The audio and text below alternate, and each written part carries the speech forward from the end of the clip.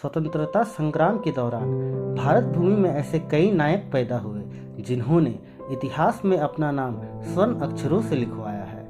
एक छोटी सी आवाज़ को नारा बनाने में देर नहीं लगती, बस दम उस आवाज़ को उठाने वाले में होना चाहिए, और इसकी जीती जागती मिसाल थे बिरसा मुंडा। झारखंड राज्य में पाए जाने वाले मुंडा जनजाति में बिरसा भगवान के नाम से लोकप्रिय बिरसा मुंडा का जन्म 15 नवंबर 1875 को रांची जिले के उल्हातू नामक स्थान पर हुआ था। उनके पिता का नाम सुगना मुंडा तथा माता का नाम करनी मुंडा था। उनके पिता खेतिहार मजदूर थे। उनके पास रहने के लिए कोई सुरक्षित स्थान नहीं था। वे बांस से बनी एक छोटी सी झोपड़ी में अपने परिवार के साथ रहते थे।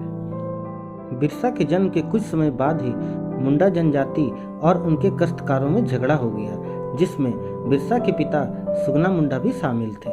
इस कारण सुगना मुंडा अपने परिवार सहित चलकात में आकर रहने लगे। बिरसा का जन्म उत्सव भी चलकात में ही मनाया गया। बिरसा बचपन से ही बड़े प्रतिभाशाली थे। वे अन्य मुंडा बच्चों की तरह ही अपने साथियों के साथ मिट्टी और रेत में खेला करते थे। जैसे जैसे वो बड़े होने लगे, उनका शरीर मजबूत और सुडौल बनने लगा। कुछ बड़ा होने पर वे अपने साथियों के साथ जंगल में भेड़ बकरियां चराने जाने लगे। जंगल में वे बांसुरी बजाया करते थे। बांसुरी बजाने में वे इतने प्रवीण हो गए थे कि उसकी मधुर तान सुनकर लोग उनके पास आकर इकट्ठा हो जाते थे। कुछ समय बाद वे अमुगानू गांव के एक स्कूल में पढ़ने के लिए जाने लगे। जयपाल नाग उस स्कूल के संचालक थे। जयपाल नाग बिरसा की प्रतिभा से बहुत प्रभावित हुए। उन्होंने बिरसा को जर्मन मिशन स्कूल में पढ़ने की सलाह दी। जर्मन मिशन स्कूल में पढ़ने के लिए ईसाई धर्म स्वीकार करना अनिवार्य था, अतः बिरसा और उनके सभी परिवार वालों ने चाईबासा आकर ईसाई धर्म स्वीकार कर लिया। धर्मांतरण के बाद मुंडा का नाम बदलकर बिरसा डेविड रख दिया गया। उनके कुछ साथी उन्हें बिरसा दाऊद कहकर भी बुलाया करते थे। सन 1886 से 1890 तक का समय बिरसा ने चाईबासा में व्यतीत किया।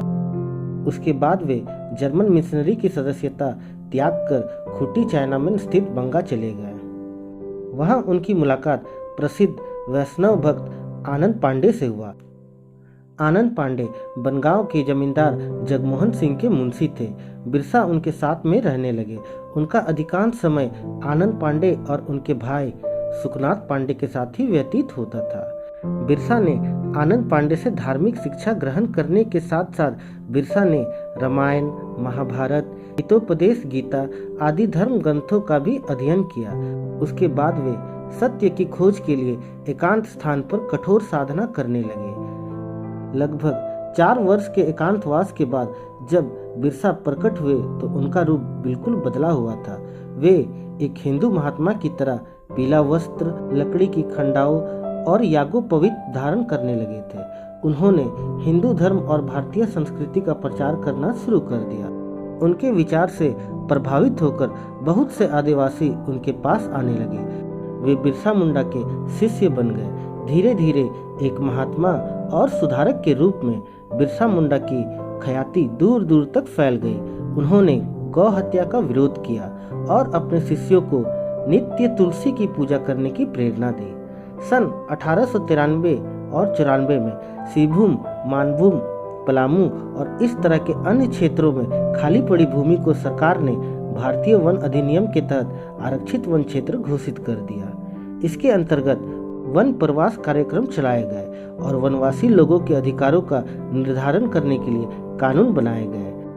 जंगल के गांवों को सुविधा के लिए छोटे छोटे खंडों में विभाजित करके उनमें आसपास की परती और उपजाऊ भूमि को भी शामिल किया गया। इन खंडों के बाहर आरक्षित वन क्षेत्र था, जिसमें भारतीय वन अधिनियम 7 के नियम लागू होते थे। लेकिन इस अधिनियम के अंतर्गत वनवासियों को प्राप्त अधिकारों का बहुत कम कर दिया गया था।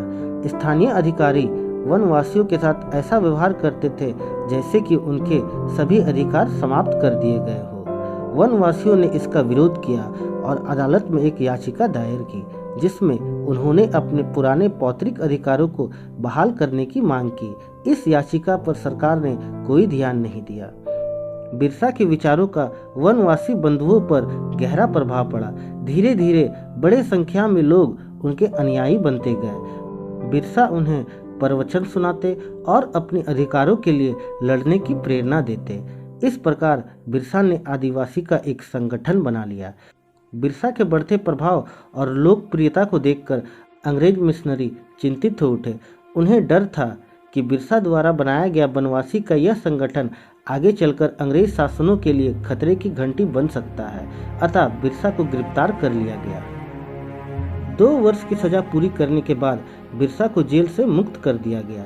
उनकी मुक्ति का समाचार पाकर हजारों की संख्या में आदिवासी उनके पास आए। बिरसा ने उनके साथ गुप्त सभाएं की और अंग्रेजी शासन के विरुद्ध संघर्ष के लिए उन्हें संगठन किया।